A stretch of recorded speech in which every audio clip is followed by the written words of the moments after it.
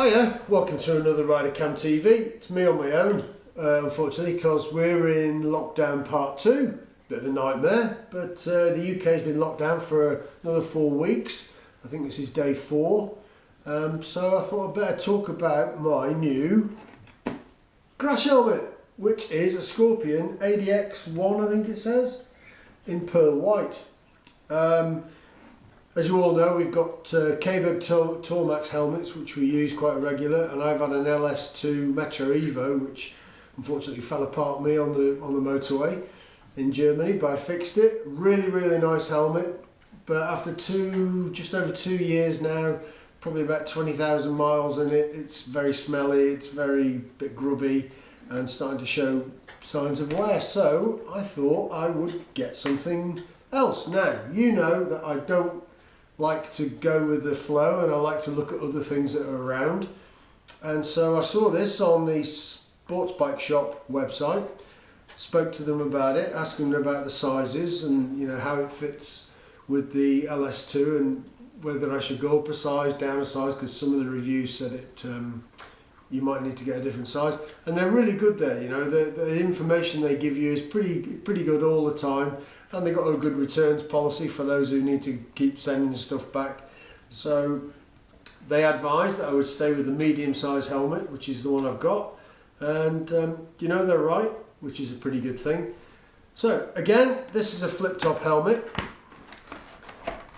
And what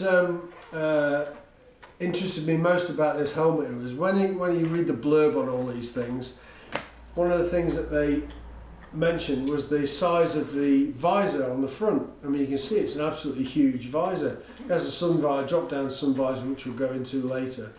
And it's a bit like the off-road type helmets. That's the sort of shape. So it actually looked quite nice, I thought. So a bit about Scorpion. Scorpion's a French company. They've got loads of different helmets on the go at the moment. This hasn't got a sharp rating yet, but I looked at the sharp rating for all their other helmets, and they're pretty good. For a helmet of the price of this, it's not massively expensive, because I don't see the point of buying massively expensive helmets. And I know there'll be comments about that, but we've had those discussions before.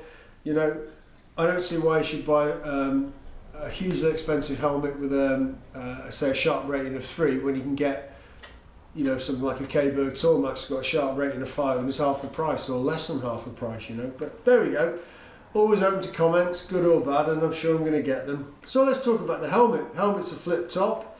It's flipped up by the means of this red lever here, which quite easily just pulls forward, and then the helmet comes up. It's got a visor on it, which is detachable, so you can ride the helmet with or without it. All you have to do is undo these screws. Now these screws I really like, because when it comes pin lock ready but not fitted, so you have to take the visor off to fit the pin lock. And some helmets, like my LS2, is a nightmare to actually put back into, take the visor off. You have to take the whole chin guard off, and this does as well, but it was just so much easier to do this.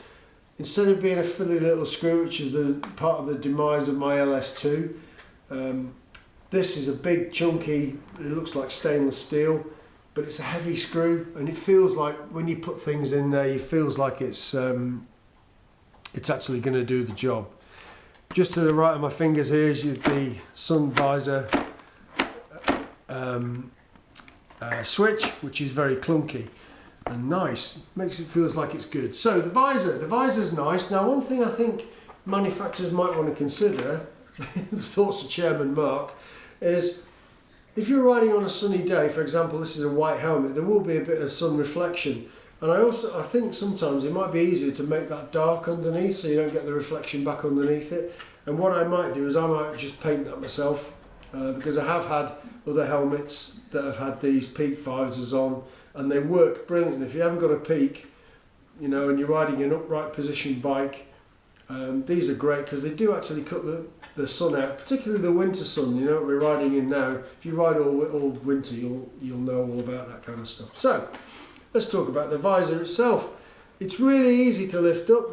On either side there's depending if you're left or right-handed.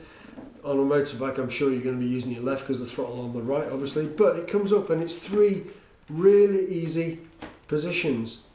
And for those of you who've had peaked helmets before, some of you will notice, particularly on a K-Berg, you get a little V at the top where sometimes if you push it up, the visor up too far, it catches the underside of the peak.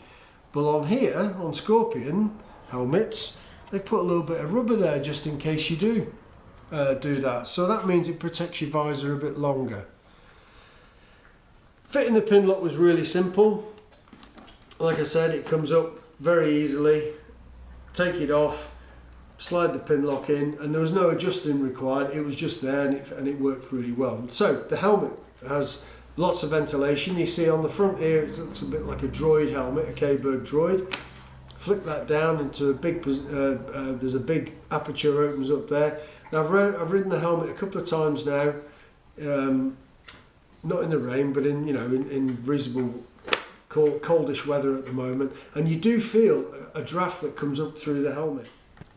So the venting that comes in the top is by use of this little thing here. I don't know if you can see that. Cornish Stig is on the camera today, so we'll try and focus in on that. So it's really simple. It's just a flip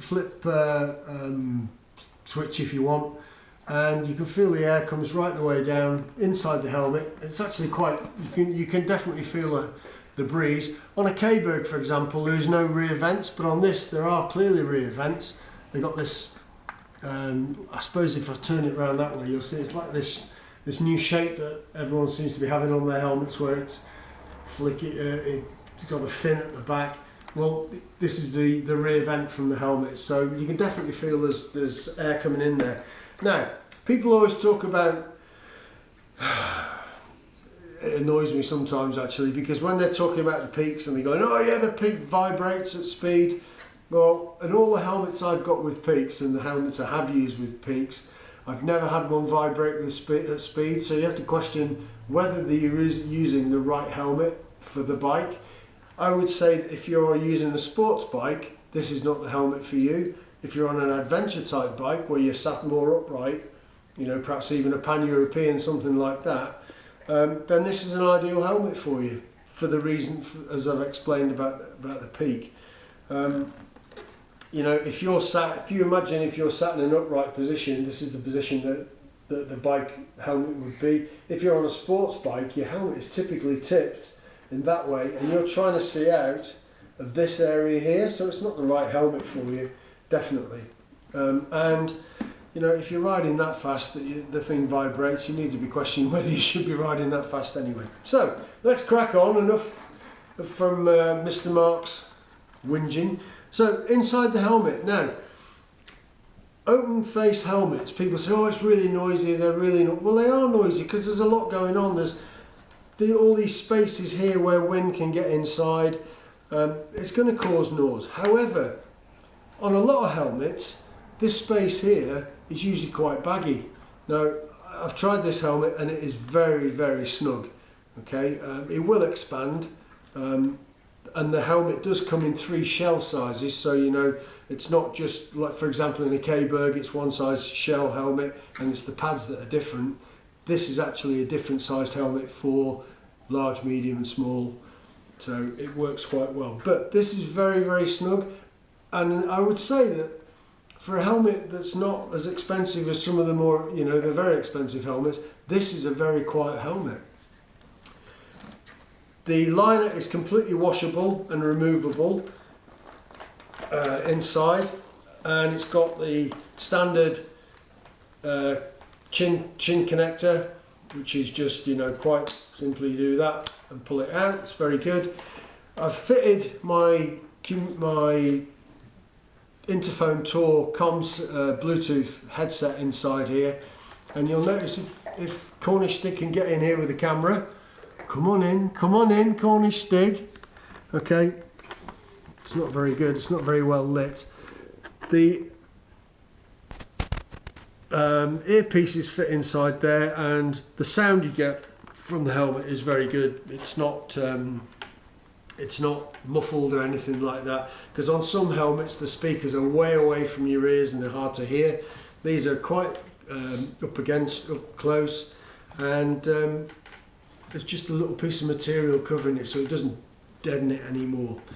You'll notice that there's this thin rubber strip that goes around the back of the helmet, and that also stops air getting pushed up inside the shell of the helmet, which happens on some bikes. Now there's ventilation that comes underneath. When the air is pushed into the helmet, it comes out above the front of the screen there, which helps save fogging up on the helmet. And if I just demonstrate the sun visor, you'll notice it's quite a big sun visor. It does come down quite a long way, so it's lots of positives, I think, for this helmet. There are lots of angles as usual. The dog is spinning. Let's have a look at the dog spinning. Betty the Staffy. Oi, weirdo.